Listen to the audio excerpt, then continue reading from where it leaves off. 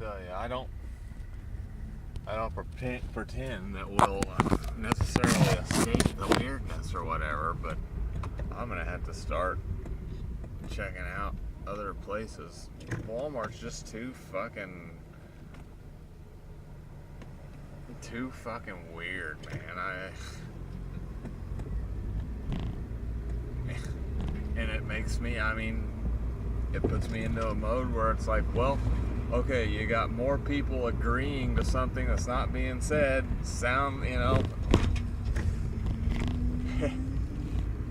and they're stuck in Walmart.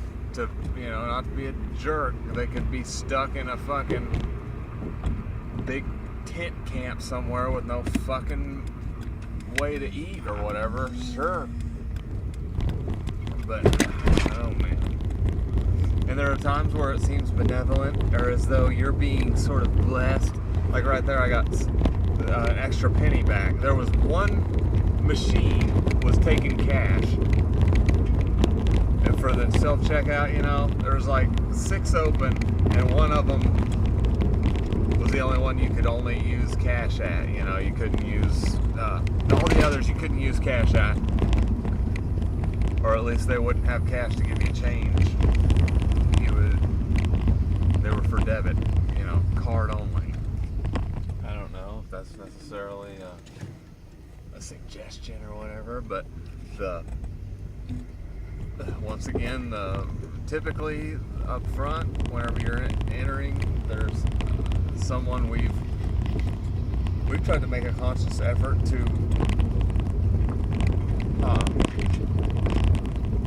not make the knee-jerk reaction that says they're just a greeter, or that they are a greeter, that's their primary, that they would be there even if you didn't need to have items okayed coming in the door for return. We feel like we should make a little bit more of an effort to remind ourselves that that's what their function is there, and that perhaps the greeting aspect is sort of a side note situation. Well, we haven't made particular inference to that recently, but every once in a while they put this sign up front, and today it was there. It says, for returns, see the greeter people. And he's got the little sign there by his seat that says returns, And it's that same guy that I swear there's a little bit of something unspoken there. And it's just gotten weird. Like I say, if nothing else, there's that awkward approach where you're coming, people see you coming, and it's just fucking awkward. Why do all that? And it kind of annoys me, that guy. Hey, I don't want to say that guy annoys me, but you just get the impression that somehow he's sort of gauging you or something as you come through. Anyhow, we had to go back to cat food. I was in and out, then back in and out, and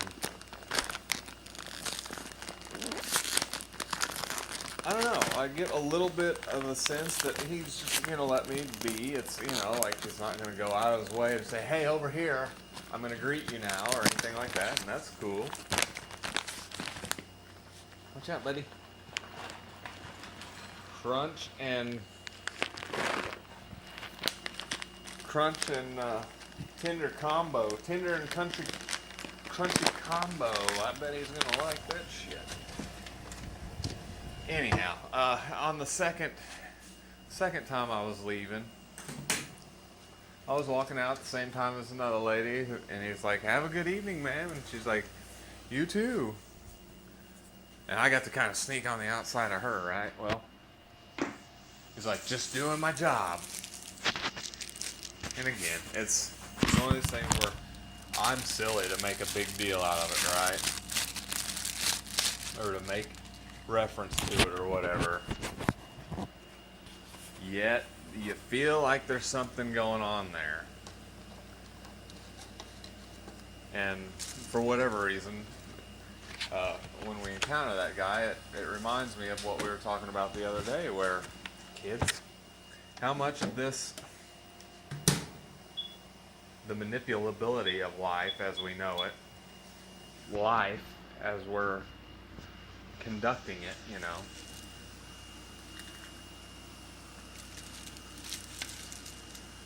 how big a bummer would it be for a lot of people who are far enough along into their life?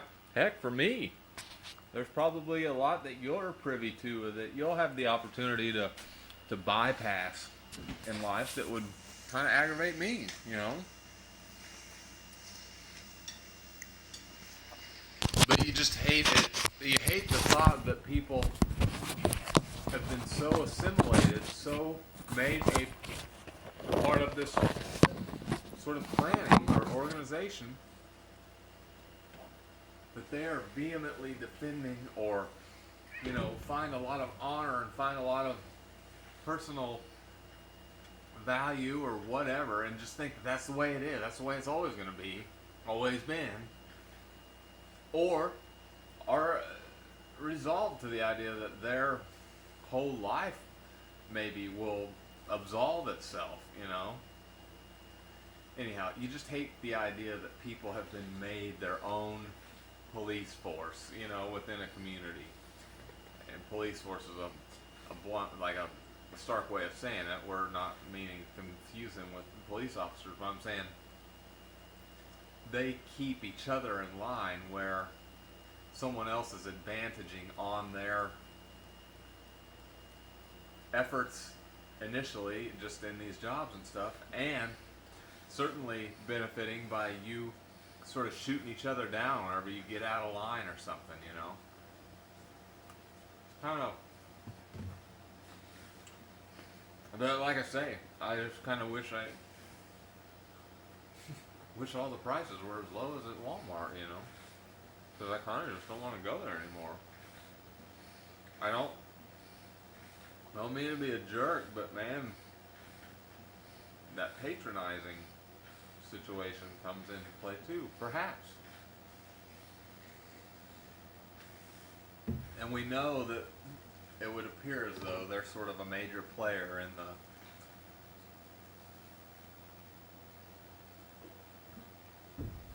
that Think Six thing, the three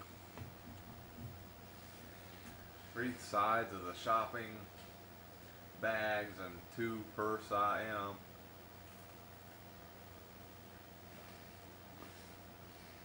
And I don't doubt that there's a level of understanding other than that which I hold. I'll tell you what's a little bit frightening, kids, is that the more I kind of get it a little bit more, or don't not get it as much as before, or sort of something that might have been running as a theme that I've heard or encountered sort of starts to click a little bit, it's a little frightening to think that by the time you've reached that exacerbated, perhaps, state and accepted something that it's built in, you know, that there's a built-in aspect of that that's going to have you self-policing or whatever. I don't know. Just thoughts on Walmart.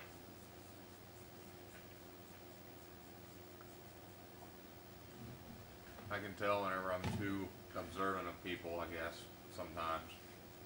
Earlier I was at Lowe's picking up oil and weed eater string.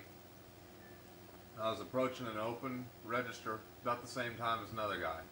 I didn't mind standing and just letting him have it, you know. I got this, it seemed, from the guy, and he went on and got behind somebody else in line. I don't know. But like I say, these are all, it's all weird, awkward shit said, you know, my favorite people are probably people I sat next to on a plane. You're going somewhere, you're not going to have to deal with these people forever. And this kind of shit just fucking annoys the shit out of me. But there's something to be said for the familiarity and, like we were talking about earlier, the helping hand you might receive from people that you're familiar with, you know.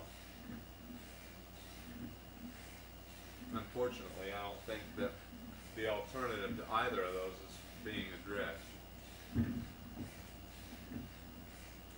Or an alternative, you know.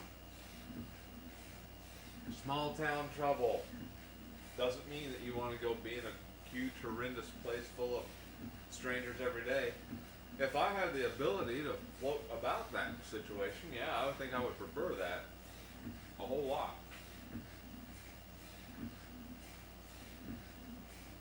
To the weird stuff that can build up, there's toxicity for myself, just because I'm kind of a weird person. Like I said, just approaching the exit or the entrance and knowing that that person's sitting there, and how awkward is this thing gonna be, you know?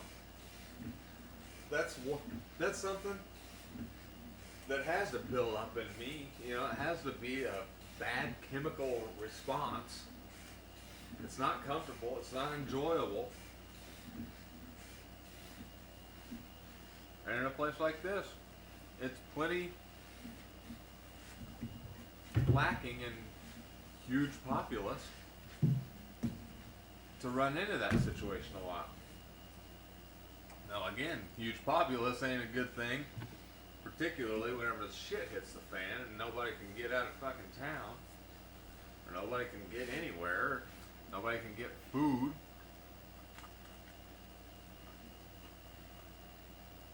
But I tend to think that there's a day out there somewhere that the tools which are present in order to replace labor, in order to replace people who have to stand in the line and check everybody out and how are you doing today stuff, you know.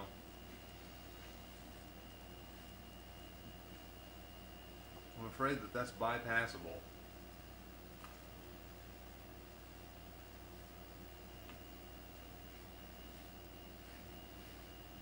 Is it ever allowed to get to that point? Before you're disrupted, put back in a confused state, while people who do get to traverse your daily dramas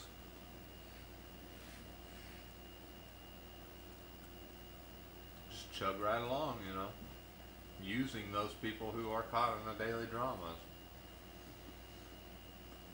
The collective mass, the collective inescapability of their own life, you know. So you might as well maximize it for yourself to the degree you can in a situation that's set up not to help you as an individual, in a manner of speaking. Again, kids, these are just themes and thoughts and stuff that I don't think, if I could grasp what I'm saying now whenever I was 12 years old, I don't think I would necessarily find it to be real disinteresting. I think I would have been really interested to know these things, you know, so